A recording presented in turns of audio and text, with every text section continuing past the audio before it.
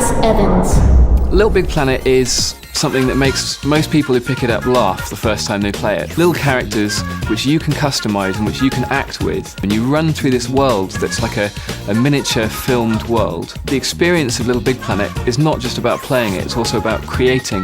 What we want to do is, the first releases that we put out, we're going to really make use of PlayStation Network to allow the game to evolve with the community. So we don't really think of Little Big Planet as being out when you first get it in your hands. Little Big Planet is going to evolve over time. And so the three things that we call it: play, create and share.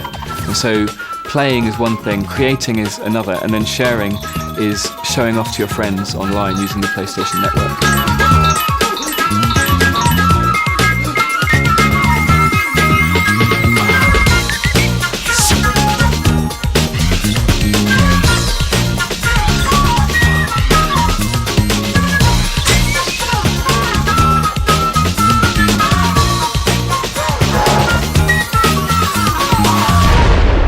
Little Big Planet.